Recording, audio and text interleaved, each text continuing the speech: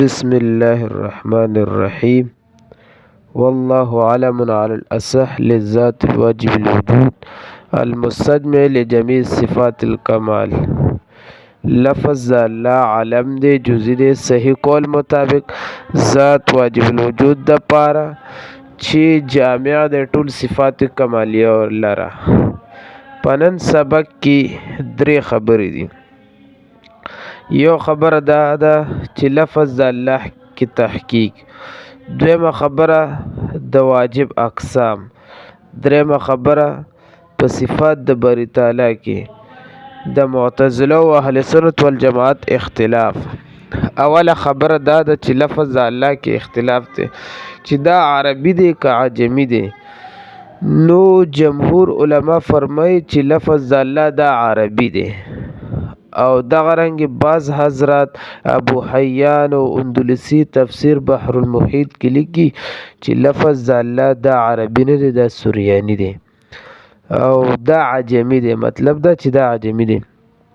بیا دویم اختلاف پدې کې دی چې لفظ د الله دا جامد دی که مشتق دی. نو علامه قاضي بیضاوی رحمت الله علیه فرمایي چې دا مشتق دی، دا جامد نه دی، او دلیل په قرآن کې ذکر کوي. قرآن کې دلیل لا دی هو الله فی السماوات والارض. دلته کې فی السماوات ذکر دی، هو الله فی السماوات والارض. نو فی السماوات چې ذکر دی دا جار مجرور دی، دا متعلق کیږي، متعلق شي، دا متعلق غواړي، د دې متعلق لفظ د الله دی. او واضحه خبره ده چې لفظ د الله متعلق شو نو هر متعلق دا عامل په متعلق کې. نو چې کله هر متعلق دا عامل په متعلق کې، نو د اسم د پر شرط دار چې دا کله عامل وي په معمول کې نو دا به مشتقی وي. نو خود به خود دا خبره معلومه شي چې لفظ د الله دا مشتق دی، دا جامد نه دی. او جمهور علما فرمایي چې لفظ د الله دا جامد دی، مشتق نه دی. ولی؟ دلیل لا دی چې بیا به کلمه توحید پاتې نشي، هغې ته به نقصان ورسي. دویمه خبره دا استثناء به د کلی نه راشي او دا هم باطل ده. ولی؟ ځکه چې ته لا اله الا الله محمد رسول الله. نو اوس زه تا نه خبره کوم، تا نه تپوس کوم چې لا اله الا الله دا استثناء د کلی باطل ده. وجه د لزوم داره چې کلمه توحید خدا ده، اله شو. اوس اله دا کلی دی، دا معبود برحق ته هم شامل دی او باطل ته هم شامل دی. نو کلی شو کنه. چې کلی شو اوس لفظ د الله هم کلی شو، نو دا خو مستثنا دی د چا نه؟ د اله نه کنه. او دا هم ته کلی منودلی دی، نو استثناء د کلی نه راغه او دا باطل ده. صحیح شو. قاعده دا ده چې دا کلی ولی دی، دا کلی ولی دی چې مشتقات کلی دی کنه، ټول مشتقات دا به کلی وي. نو چې کلی شو استثناء د کلی نه راغو، دا خو باطل ده. نو کلمه توحید مفید نشو کنه. قاضي بیضاوی رحمت الله علیه د دې دو جواب کوي. سو جواب کوي؟ دو جواب کوي. یو جواب دا دی چې د کلی دو اقسام دي. یو هغه کلی چې د هغه کثیر الافراد فی الخارج وي، د هغې په خارج کې ډېر افراد، لکه انسان دا کلی دی، زید عمر بکر وغیره دا ټول د افراد دي.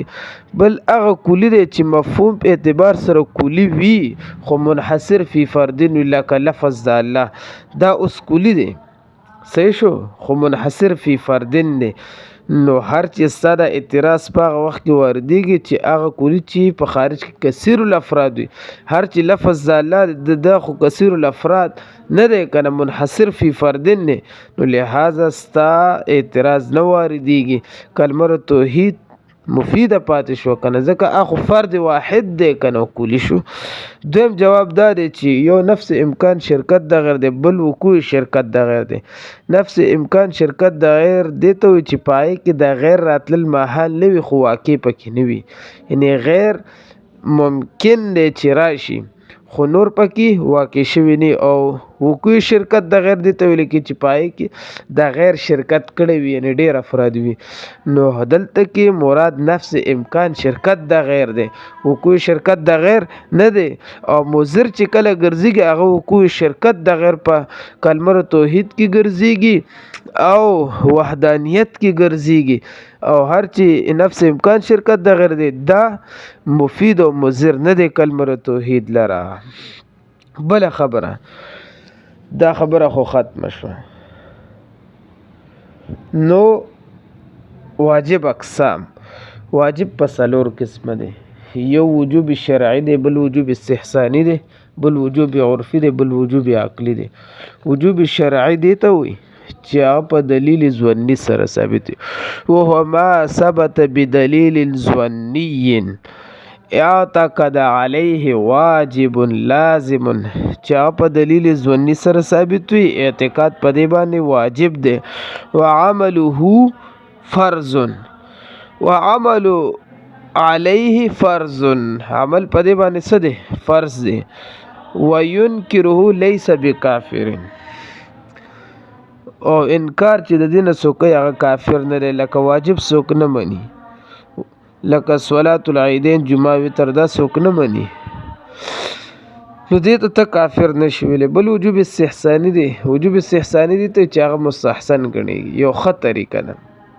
که تشهد په حالت کې کېناستل، استاذ په مخ کې ادب سره خبرې کول، تشهد حالت اختیارول، نو دا وجوب استحساني دی. وجوب عرفي دی ته وي چې نحویان یو قاعده ذکر کوي، په هغې باندې تفریعات کوي او دی بیا وایي چې په هغې کې کوم وجوب راځي په هغه تفریعاتو کې، نو دې ته وجوب عرفي وایي. لکه کل فاعل مرفوع، هر فاعل مرفوع دی. اوس دا قاعده شو دا واجب دی چې هر فاعل مرفوع دی. ولې دلته کې ضرب زیدن کې دا زید مرفوع دی، ولی فاعل له قاعده دار چې کل فاعل مرفوع، نو واجب دی د زید مرفوع کېدل. خدا وجوب عرفي دی، وجوبي شرعي مرعي نه دي. لکه څنګه چې فائدې په تور کتابونو کې راځي یجب تقدیمه تاخیره، په نحوه کتابونو کې شرع جامی کې کافیه کې الفیه ابن مالک کې، نو د دې نه مراد وجوب عرفي دی. بل وجوب عقلي، وجوب عقلي دی ته ویل کېږي چې د دې په عدم منودلو باندې محال لازمیږي. کله دې ته عدم منې نو تا باندې به محال لازم شو، دا باطل دی. لکه وجود د باری تعالی که ته نه منې نو محال به لازم شي که نه، او دا باطل دی. دا تعریف د وجوب عقلي دی. دویمه خبره دا چې د الله رب العزت په صفاتو کې د معتزله اهل سنت والجماعت اختلاف دی.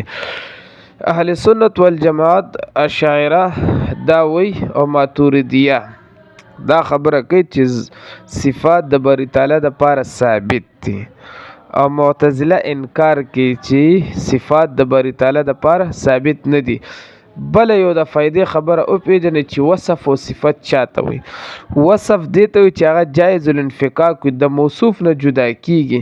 لکه د یری په حالت کې سړی تکسور شي او بیا دا غرنګي په چا باندې غم راشي تک زیړ شي، نو څه دا زیړوالی او سوروالی دا خو زر ذکر جایز الانفکاک دی. دا صفت دا وصف د موصوف نه جدا کیږي، دې ته وصف وي. او چې جایز الانفکاک نه وي بلکې د دې جدا کېدل موصوف نه جدا کیږي، یعنی عدم جایز الانفکاک وي. لکه موصوف سره دا نه جدا کیږي، یو هغه چې د موصوف نه جدا کیږي خو وصف شو، چې د موصوف نه جدا کیږي نو دا صفت لکه علم شو، دوس د موصوف نه جدا کیږي. بهر حال نو اوس خبره دا د معتزله وای چې صفات د باری تعالی د پاره ثابت نه دي. صحیح شو، مونږ خو وایو ثابت دي. نو معتزله درې خبرې کوي. که صفات ته ثابت که ذات دی باری تعالی د پاره نو درې خرابیانې به لازمیږي. یا به دا صفات ته به ممکنات وي که نه، یا به ممتنعات وي، یا به واجبات وي.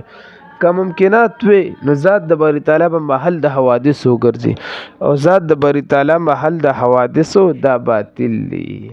څنګه محل د حوادث ځکه چې تا صفات ممکنات ویلو هر ممکن حادث وي چې هر ممکن حادث شو نو ذات د باری تعالی د لپاره محل وګرځېدو که نو محل د حوادث وشي. څنګه ذات د باری تعالی موصوف دی او صفات د پورې قایم دي سدي قایم دي خو چې صفات د پورې قایم شو دا حادث شو خو ذات د باری تعالی محل وګرځېدل د پورې هغه صفات چې هغه حادث ته قایم شو کنه نو محل د حوادث وګرځېدل دا خبره باطل شو. او که ممتنعات وي نو تا خود به خود د صفات څخه جدا کړل کنه. ممتنع څه ته ما لا عدمه ضروری ما عدمه ضروری چې هغه دی چې عدم دغه ضروری وي. واجب چاته ما وجوده ضروری چې وجود ضروری وي. ممکن چاته وي نه عدم ضروری وي نه وجود ضروری بلکې ممکن وي. صحیح شو. او کم واجبات وي چې د صفات ورله واجب دي نو بیا به تعدد د وجوبو لازم شي کنه ځکه ذات د باری تعالی خو ډېر زیات صفات دي نو لہذا که واجب دی اومنو دل تعدد د وجوبو لازمیږي او تعدد د وجوبو خو نشي دا هم د کلمې توحید د پاره مضر شو کنه. نو اوس به ته جواب وکړي.